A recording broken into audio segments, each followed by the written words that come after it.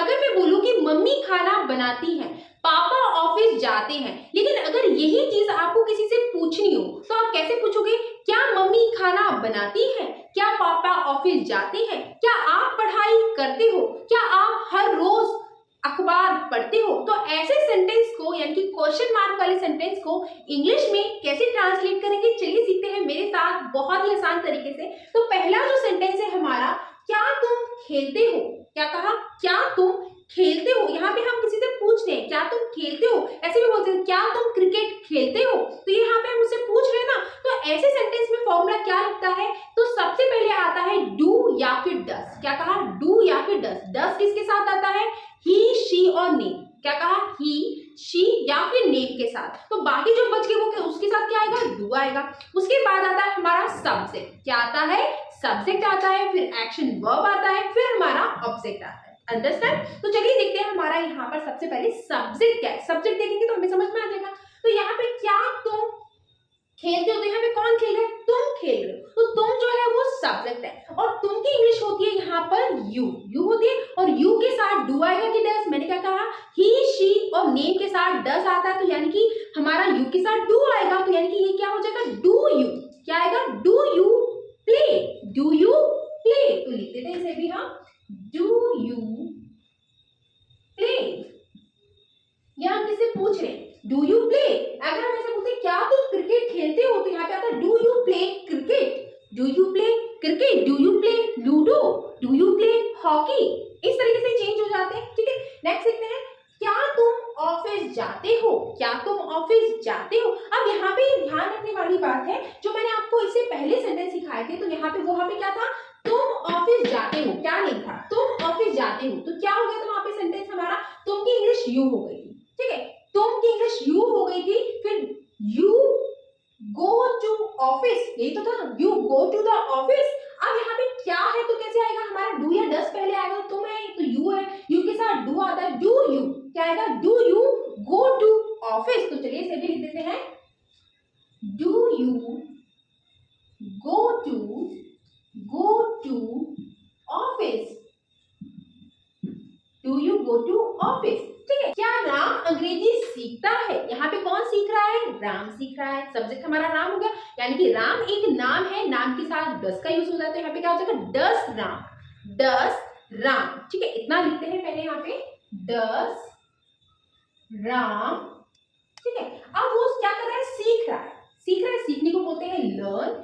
LEARN, learn. क्या सीख रहा है? इंग्लिश। तो does Ram learn English. Does Ram learn English? ठीक है, अगर आपको हमारी इसी टाइप के और वीडियो देखनी है तो जल्दी से हमारे चैनल को सब्सक्राइब जरूर करें और आप हमारी एप्लीकेशन डाउनलोड कर सकते हैं। प्ले स्टोर पे जाइए और मस्ती की पाठशाला सर्च कीजिए, हमारा एप्लीकेशन डाउनलोड कीजिए और वहां पे आप हमारी इंग्लिश की कई सारी वीडियो देख सकते हैं। आप हमें यूट्यूब पे, फेसबुक पे और इंस्टाग्राम पे फॉलो कर सकते हैं। चलिए देखते हैं नेक्स्ट सेंटेंस हमारा क्या है। क्या तुम हर रविवार को अखबार पढ़ते हो? तो यहाँ पे कौन पढ़ रहा है? तुम पढ़ रहे हो। तुम की इंग्लिश होती है यू और यू के साथ आता है डू। Do you. क्या आएगा? Do you.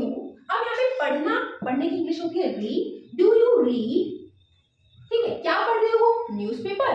ठीक है, ऐसे ऐसे समझ के करोगे तो बहुत अच्छे से आएगा। Do you read newspaper? Newspaper. ठीक है, एवरी डे। ठीक है, यानी कि do you read newspaper every day. ठीक है, नेक्स्ट सेंटेंस देखते हैं, क्या राधा हर साल वैष्णो देवी जाती है? क्या राधा हर साल वैष्णो देवी जाती है? तो यहाँ पे देखिए कौन जा रहा है? राधा। राधा जा रही है। राधा क्या है? नाम। ठीक है, नाम के साथ क्या लगेगा हमारा? डस। बिल्कुल सही, डस राधा। क्या आएगा? डस राधा। ठीक है, राधा अब जा रही है, एक्शन वर्ब क्या हो गया? जाना। तो डस राधा गो टू वैष्णो देवी। वैष्णो देवी। ठीक है, अब कब जा रही है? हर साल ना, तो every, Vaishno Devi every year. Every year. आई होप आपको समझ में आया होगा। देखिए कैसे इसको समझना है, जैसे यहाँ पे कौन जा रहा है? राधा जा रही है, तो राधा के साथ राधा नाम है, राम के साथ डस आता है। इतना समझ, तो डस राधा हो गया। अब वो कहाँ, वो क्या कर रही है? जा रही है, तो यहाँ पे एक्शन वर्ब हो गया गो। ठीक है, कहाँ जा रही है? वैष्णो देवी। टू वैष्णो देवी।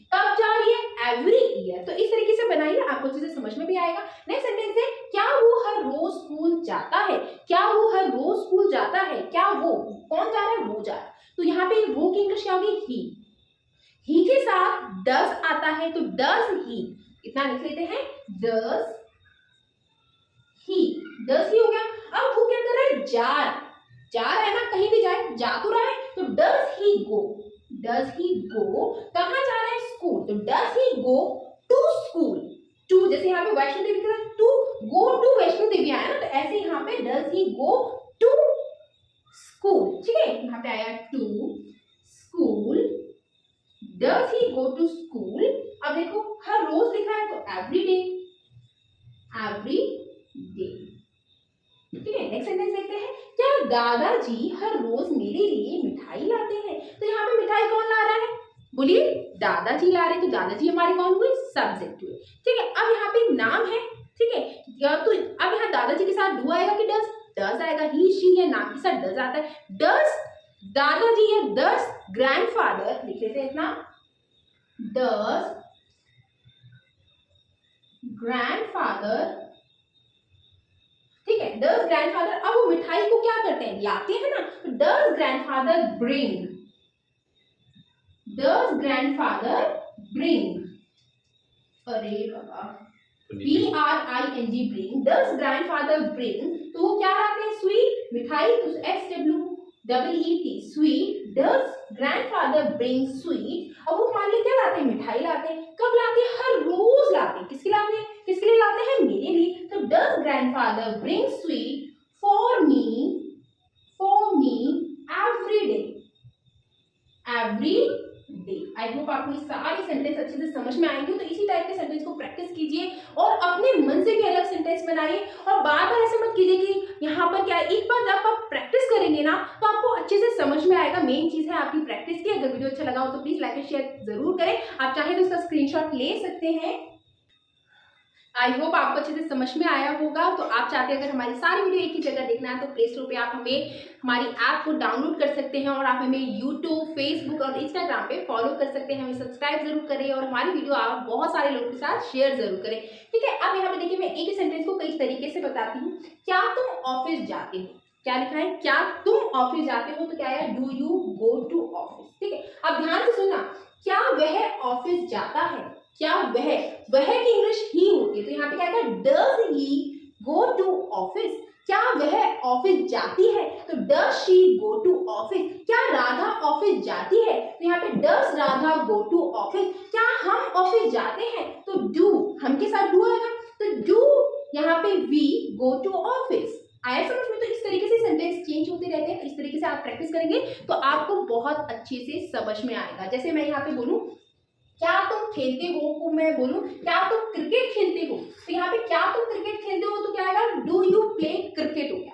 क्या वह क्रिकेट खेलता है, तो वह की इंग्लिश ही होती है, तो डज ही प्ले क्रिकेट। क्या वह क्रिकेट खेलती है, डज शी प्ले क्रिकेट। क्या राधा क्रिकेट खेलती है, तो यहाँ पे डज राधा प्ले क्रिकेट, ठीक है। अगर क्या हम क्रिकेट खेलते हैं तो क्या चलेगा, डू वी प्ले क्रिकेट। क्या ऐसे समझ में आया होगा? तो इसी तरीके से आप सारे सेंटेंस को चेंज कीजिए और अपने अंदर ये बार बार प्रैक्टिस लाइए, तो तभी आपकी इंग्लिश अच्छे से इंप्रूव हो पाएगी। आई होप आपको अच्छे से समझ में आया होगा। Thank you so much.